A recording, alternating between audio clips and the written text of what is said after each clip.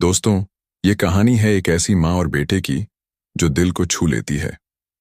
हर सुबह अनीता और उनके पति रवि अपनी कार में सवार होकर मुंबई के वर्सोवा से ठाणे स्थित अपनी दुकान के लिए निकलते थे। रवि एक मेहनती और समझदार व्यक्ति थे जिनकी ठाणे में एक इलेक्ट्रॉनिक्स की दुकान थी। अनीता एक संवेदनशील और पढ़ी लिखी महिला, 12वीं के बाद ग्रेजुएशन पूरी कर चुकी थीं। उनकी सादगी और समझदारी रवि को बहुत पसंद थी। दोनों की शादी को कई साल हो चुके थे और उनकी जिंदगी खुशहाल थी। अनीता उस समय 6 महीने की गर्भवती थीं और दोनों अपने आने वाले बच्चे को लेकर उत्साहित थे। हर सुबह जब उनकी कार ठाणे की एक व्यस्त रेड लाइट पर रुकती, आसपास के कुछ लोग और बच्चे उनकी कार को घेर लेते। कोई पैसे मांगता, कोई फूल बेचता, तो कोई शीशा साफ करने की कोशिश करता। इनमें एक 10 साल का मासूम बच्चा था जिसका नाम था छोटू। छोटू के चेहरे पर भोलापन और आंखों में एक अनकही कहानी थी। वह कभी रंग बिरंगे गुब्बारे बेचता, कभी पेन, तो कभी छोटे छोटे खिलौने। उसकी छोटी सी दुनिया उस चौराहे तक सीमित थी जहां वह दिन भर मेहनत करके कुछ पैसे कमाता। एक दिन जब रवि और अनीता की कार रेड लाइट पर रुकी, छोटू उनके पास आया। उसके हाथ में रंग बिरंगे गुब्बारे थे। उसने अनीता की तरफ देखकर कहा, दीदी, गुब्बारा ले लो, बहुत सुंदर हैं। अनीता ने उसकी मासूम आवाज सुनी और मुस्कुरा दी।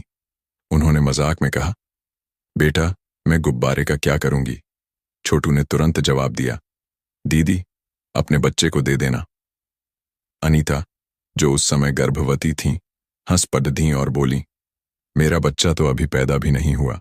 जब तक वह बड़ा होगा तब तक तेरा गुब्बारा फूट जाएगा। छोटू ने अपने भोले अंदाज में कहा, नहीं फूटेगा दीदी, अगर आप नहीं फोड़ोगी तो ये हमेशा रहेगा। छोटू की इस बात ने अनीता का दिल पिघला दिया। उन्होंने उससे पूछा, बेटा, तेरा नाम क्या है? छोटू ने बताया, दीदी, मेरा नाम छोटू है। अनीता ने कहा, कितना प्यारा नाम है। फिर उन्होंने छोटू के सिर पर प्यार से हाथ फेरा और 2 गुब्बारे खरीद लिए। गुब्बारों के पैसे देने के साथ साथ उन्होंने चुपके से 100 रुपये अतिरिक्त छोटू की जेब में डाल दिए। छोटू की आंखों में चमक आ गई और वह खुशी खुशी दूसरी गाड़ी की तरफ चला गया। सिग्नल हरा होने पर रवि ने कार आगे बढ़ा दी, लेकिन अनीता की नजरें छोटू को देखती रहीं। उनके मन में छोटू के लिए एक अनजाना सा लगाव जाग उठा था। उस दिन के बाद अनीता और छोटू की मुलाकातें रेड लाइट पर नियमित होने लगीं।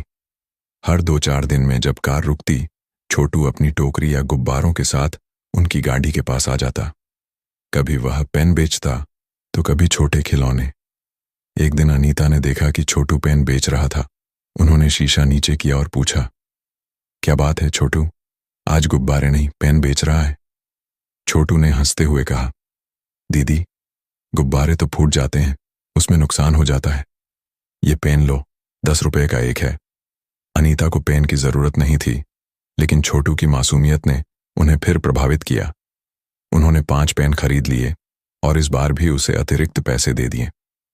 धीरे धीरे अनीता और छोटू में एक अनोखी दोस्ती बन गई। अनीता को छोटू का भोलापन, उसकी मेहनत और सादगी बहुत पसंद थी। छोटू भी अनीता को दीदी कहकर पुकारता और अपनी छोटी छोटी बातें साझा करता। वह बताता कि वह धारावी की झुग्गियों में अपनी नानी के साथ रहता है और जो कुछ कमाता है उसे नानी को दे देता है। अनीता को उसकी बातें सुनकर सुकून मिलता। वह हर बार छोटू से कुछ न कुछ खरीदती और बदले में उसे 50 से 100 रुपये अतिरिक्त दे देती। रवि को भी अनीता का यह व्यवहार पसंद था। वह कहते, तुम्हारा दिल बहुत बड्ढा है अनीता, इन बच्चों की मदद करना बहुत अच्छी बात है। लेकिन अनीता का मन छोटू के लिए कुछ ज्यादा ही लगाव महसूस करता था। उन्हें नहीं पता था कि यह लगाव सिर्फ एक बच्चे के प्रति दया नहीं, बल्कि कुछ और था, एक गहरा अनजाना रिश्ता। अनीता और छोटू की मुलाकातें ठाणे की रेड लाइट पर अब रोज का हिस्सा बन चुकी थीं। अनीता को छोटू की बातें सुनने में एक अजीब सा सुकून मिलता था। वह उसकी छोटी छोटी कहानियों, जैसे कि धारावी की गलियों में अपने दोस्तों के साथ खेलना या नानी के साथ खाना बनाना, को बड़े ध्यान से सुनती थीं। छोटू की मासूमियत और मेहनत ने अनीता के दिल में एक खास जगह बना ली थी। रवि भी इस दोस्ती को देखकर खुश होते थे और अक्सर कहते, अनीता, तुम्हारा दिल सोने का है। छोटू जैसे बच्चों को तुम्हारा प्यार बहुत कुछ देता है। लेकिन एक दिन जब अनीता और रवि की कार रेड लाइट पर रुकी, अनीता की नजरें छोटू को ढूंढने लगीं। वह हमेशा की तरह अपनी टोकरी या गुब्बारों के साथ उनकी गाड़ी के पास आ जाता था, लेकिन उस दिन वह कहीं नजर नहीं आया। अनीता का मन बेचैन हो उठा। उन्होंने रवि से कहा, रवि, छोटू आज दिखाई नहीं दे रहा, कुछ तो गड़बड़ है। रवि ने हल्के से मुस्कुराते हुए कहा, अनीता, शायद वह आज कहीं और गया हो। बच्चे हैं, कहीं खेलने चला गया होगा। तभी कुछ बच्चे दौड़कर उनकी गाड़ी के पास आए। अनीता ने शीशा नीचे किया और पूछा, बेटा, छोटू कहाँ है? आज दिखाई नहीं दे रहा। बच्चों में से एक ने उदास चेहरे के साथ कहा, दीदी, छोटू का एक्सीडेंट हो गया है। यह सुनते ही अनीता का दिल धक से रह गया। उनके कानों में जैसे घंटियां बजने लगीं। कांपते स्वर में उन्होंने पूछा, क्या कह रहे हो? कब हुआ? वह कहाँ है? उसे क्या हुआ? बच्चों ने बताया कि उस सुबह जब छोटू धारावी से रेड लाइट की ओर निकला था, एक तेज रफ्तार बाइक ने उसे टक्कर मार दी। दीदी, उसकी हालत बहुत खराब है। उसके सिर में गहरी चोट आई है। उसे पास के सायन अस्पताल ले गए हैं।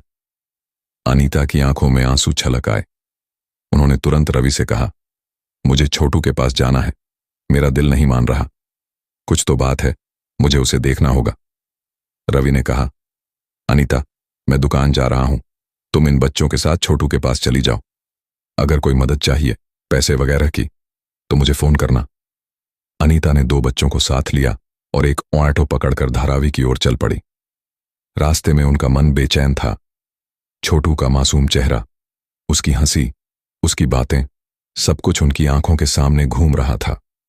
उन्हें समझ नहीं आ रहा था कि वह इतनी परेशान क्यों है, लेकिन उनका दिल बार बार कह रहा था कि छोटू के साथ उनका कोई गहरा रिश्ता है। धारावी पहुंचने पर अनीता ने देखा कि एक छोटी सी झुग्गी के बाहर एक बुजुर्ग महिला बैठी रो रही थी। वह छोटू की नानी थी। अनीता उसे देखते ही चौंक गई। वह महिला भी अनीता को देखकर हैरानसत रह गई। वह उनके पास आई और फूट फूट कर रोने लगी। मैं उसे बचा नहीं सकी, उसने कहा। अनीता का दिल जोर से धड़कने लगा।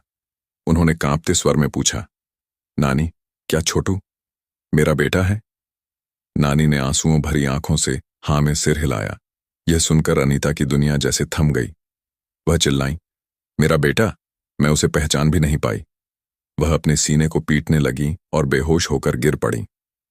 आसपास की औरतों ने उन्हें संभाला। जब उन्हें होश आया, उन्होंने नानी से सारी बात पूछी। नानी ने बताया कि छोटू, जिसे वह प्यार से बुलाती थी, अनीता का बेटा था, जिसे उन्होंने सालों पहले मजबूरी में अपनी सास के पास छोड़ दिया था। अनीता के लिए यह सच जैसे एक तूफान था। छोटू, जिसे वह ठाणे की रेड लाइट पर हर 2-4 दिन में मिलती थी, जिसकी मासूम बातें और भोलापन उनके दिल को छू लेता था, वही उनका अपना बेटा था। नानी की बातें सुनकर अनीता की आंखों से आंसुओं की धारा बहने लगी। उन्होंने कांपते स्वर में कहा, मैं अपने बेटे को देखना चाहती हूं। मुझे उसे अभी सायन अस्पताल ले चलो। नानी ने बताया कि छोटू की हालत अभी भी नाजुक है। अनीता ने तुरंत एक ऑटो लिया और नानी के साथ सायन अस्पताल की ओर रवाना हो गईं। रास्ते में उनका मन बेचैन था। वह बार बार सोच रही थीं कि कैसे वह अपने बेटे को इतने सालों तक नहीं पहचान पाई। छोटू की हंसी, उसकी आंखों की चमक, उसकी मेहनत, सब कुछ अब उन्हें अपने खोए हुए बेटे की याद दिला रहा था। अस्पताल पहुंचने पर अनीता ने देखा कि छोटू के पास उसकी बुआ थी, जो धारावी में मजदूरी करती थी। बुआ ने बताया कि डॉक्टरों ने कहा है कि छोटू के सिर में गहरी चोट है और बचने की उम्मीद कम है। यह सुनकर अनीता का दिल और टूट गया। वह छोटू के बिस्तर के पास बैठ गई और उसका माथा सहलाने लगी। छोटू की सांसें धीमी थीं और उसका चेहरा पीला पड़ चुका था। अनीता ने भगवान से प्रार्थना शुरू कर दी, मेरे बेटे को बचा ले, मैं उसे दोबारा नहीं खोना चाहती। उधर रवि को अनीता की चिंता होने लगी। उन्होंने कई बार फोन किया, लेकिन अनीता ने जवाब नहीं दिया। रवि को लगा कि अनीता किसी अनजान बच्चे के लिए बहुत परेशान हो रही हैं। उन्होंने फोन पर मैसेज भेजा, अनीता, तुम इतनी इमोशनल क्यों हो रही हो? वह बच्चा ठीक हो जाएगा, उसके परिवार वाले होंगे, वे देख लेंगे। लेकिन अनीता कैसे बताती कि छोटू उनका अपना बेटा था। उन्होंने फोन बंद कर दिया और छोटू की सलामती के लिए दुआ मांगने लगी। 2 दिन बीत गए।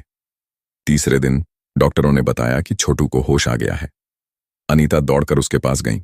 छोटू ने कमजोर आवाज में कहा, दीदी, आप यहां? अनीता की आंखों से आंसू छलक पड़े। उन्होंने छोटू का हाथ पकड़ा और कहा, बेटा, मैं दीदी नहीं, तुम्हारी मां हूं। छोटू की आंखें चौड़ी हो गईं, लेकिन वह कमजोर था और ज्यादा बोल नहीं पाया। डॉक्टरों ने अनीता को ज्यादा बात करने से मना कर दिया। अनीता ने भगवान का लाख लाख शुक्रिया अदा किया कि उनका बेटा अब खतरे से बाहर था। अगले कुछ दिन अनीता ने छोटू की देखभाल में बिताए। वह दिन रात अस्पताल में रही। उन्होंने रवि को फोन नहीं किया और अपना फोन बंद रखा। रवि को अब अनीता की बहुत चिंता होने लगी। उन्होंने ठाणे की रेड लाइट पर उन बच्चों से पूछताछ की जिन्होंने उन्हें धारावी और सायन अस्पताल का पता बताया। रवि सीधे अस्पताल पहुंचे। वहां नानी और बुआ से बात करने पर उन्हें सारी सच्चाई पता चली। छोटू अनीता का बेटा था, जिसे उन्होंने सालों पहले मजबूरी में छोड़ दिया था। यह सुनकर रवि का गुस्सा 7वें आसमान पर चढ़ गया। उन्होंने अनीता से कहा, तुमने मुझे इतना बड़ा धोखा दिया, अपनी जिंदगी की इतनी बड़ी बात मुझसे छुपाई। तुमने मुझे कभी अपने अतीत के बारे में क्यों नहीं बताया? अनीता चुपचाप सुनती रही। उनके पास कोई जवाब नहीं था। वह सिर्फ इतना जानती थी कि उनका बेटा अब उनके पास है।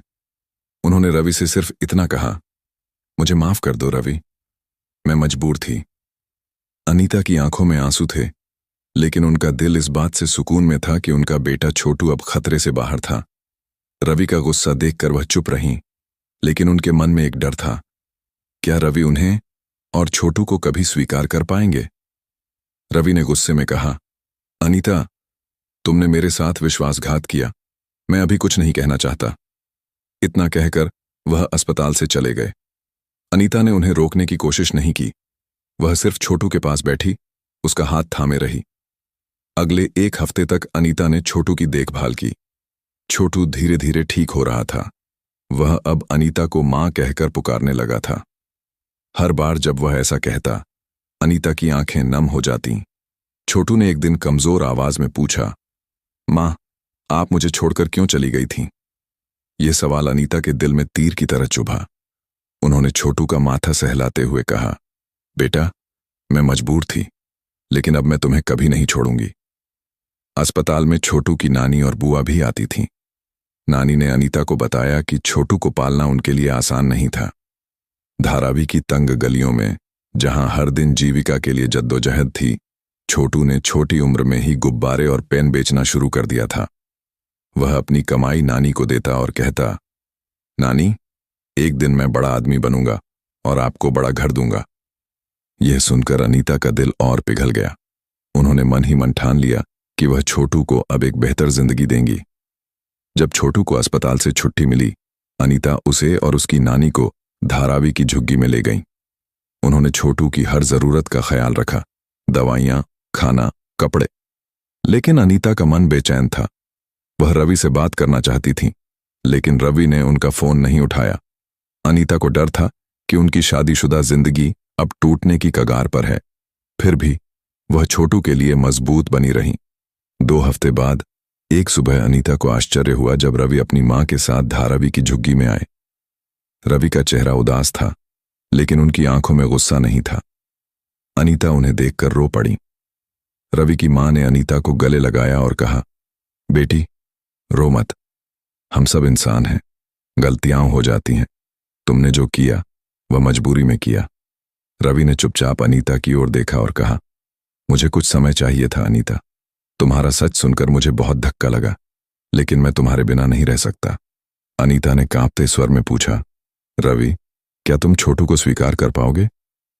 रवि ने छोटू की ओर देखा, जो पास ही बैठा अपनी नानी से बात कर रहा था। रवि ने कहा, वह तुम्हारा बेटा है। अनीता, और अब मेरा भी।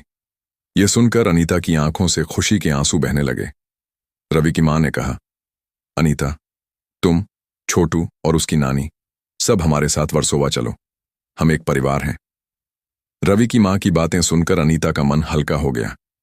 इतने दिनों की बेचैनी, डर और अपराध बोध के बाद पहली बार उन्हें लगा कि शायद उनकी जिंदगी फिर से पटरी पर आ सकती है। अनीता ने रवि की ओर देखा, जिनकी आंखें अब गुस्से के बजाय समझ और प्यार से भरी थीं। उन्होंने छोटू की नानी से कहा, नानी, आप भी हमारे साथ चलें। छोटू को अब हम सब मिलकर एक नई जिंदगी देंगे। नानी की आंखें नम थीं। उन्होंने कहा, बेटी, मैंने छोटू को अपनी जान से ज्यादा प्यार किया, लेकिन मैं उसे वो सब नहीं दे पाई जो एक बच्चे को चाहिए। अगर तुम उसे अपने साथ ले जाना चाहती हो तो मैं खुशी खुशी तुम्हारे साथ चलूंगी। छोटू, जो पास ही बैठा सब सुन रहा था, धीरे से अनीता के पास आया और बोला, माँ, नानी को भी साथ ले चलो ना। अनीता ने छोटू को गले से लगा लिया और कहा, बेटा, हम सब साथ रहेंगे, अब कोई नहीं बिछड़ेगा। उसी दिन अनीता, छोटू और नानी ने धारावी की झुग्गी को अलविदा कहा। रवि और उनकी माँ उन्हें लेकर वर्सोवा के अपने घर पहुंचे। वर्सोवा का घर छोटा लेकिन सुंदर था, जहां हर कोने में रवि और अनीता की मेहनत और प्यार की निशानियां थीं। छोटू ने घर में कदम रखते ही आश्चर्य से चारों ओर देखा। उसने कभी इतना साफ सुथरा और आरामदायक घर नहीं देखा था। नानी भी चुपचाप कोने में बैठ गईं, जैसे उन्हें अभी भी यकीन न हो कि उनकी जिंदगी बदलने वाली है। पहले कुछ दिन छोटू के लिए नए थे। वह धारावी की तंग गलियों और ठाणे की रेड लाइट की भीड़ से निकलकर एक ऐसे घर में आया था जहां उसे प्यार, खाना और सुरक्षा मिल रही थी। अनीता ने छोटू का दाखिला पास के एक स्कूल में करवाया। छोटू को पढ़ाई में शुरू में थोड़ी मुश्किल हुई, क्योंकि उसने पहले कभी नियमित स्कूल नहीं देखा था, लेकिन उसकी मेहनत और अनीता की मदद से वह धीरे धीरे सीखने लगा। रवि ने भी छोटू को अपनाने की पूरी कोशिश की। वह शाम को दुकान से लौटने के बाद छोटू के साथ समय बिताते। कभी उसे अपनी इलेक्ट्रॉनिक्स की दुकान के छोटे मोटे काम सिखाते, तो कभी उसे क्रिकेट खेलने ले जाते। छोटू की हंसी अब घर में गूंजने लगी थी। रवि की माँ छोटू को अपने पोते की तरह प्यार करती और नानी के साथ मिलकर घर का काम संभालती। लेकिन अनीता के मन में अभी भी एक गांठ थी। वह रवि से अपने अतीत के बारे में पूरी बात नहीं कर पाई थी। एक रात जब छोटू और नानी सो गए, अनीता ने रवि से कहा, रवि, मुझे तुमसे कुछ कहना है। मैं तुम्हें सब कुछ सच सच बताना चाहती हूं। रवि ने शांत स्वर में कहा, अनीता, मैं अब गुस्सा नहीं हूं। जो हुआ उसे मैं भूलना चाहता हूं, लेकिन अगर तुम्हें मन हल्का करना है तो बोलो। अनीता ने अपनी कहानी शुरू की। उन्होंने बताया कि वह पुणे की रहने वाली थी। जब वह 18 साल की थीं, कॉलेज में पढ़ाई के दौरान उनकी मुलाकात एक लड़के, रोहन, से हुई। रोहन का बिंदास अंदाज और मीठी बातें अनीता को भा गईं। दोनों में प्यार हो गया, लेकिन अनीता के परिवार को यह रिश्ता मंजूर नहीं था। अनीता ने परिवार की मर्जी के खिलाफ जाकर रोहन से कोर्ट में शादी कर ली। शादी के 1 साल बाद 2005 में उनके बेटे का जन्म हुआ, जिसका नाम उन्होंने अनंत रखा। यही छोटू था। लेकिन शादी के बाद अनीता को रोहन की सच्चाई पता चली। रोहन एक अपराधी गिरोह से जुड़ा था और छोटे मोटे गैर कानूनी कामों में लिप्त था। अनीता ने उसे कई बार सुधरने की कोशिश की, लेकिन रोहन नहीं माना। 2007 में रोहन के दुश्मनों ने उसकी हत्या कर दी। अनीता अकेली रह गईं और उनका एकमात्र सहारा उनका बेटा अनंत था। लेकिन उनके माता पिता, जो उनकी शादी से नाराज थे, ने अनीता को वापस पुणे बुला लिया। उन्होंने कहा, रोहन अब नहीं रहा।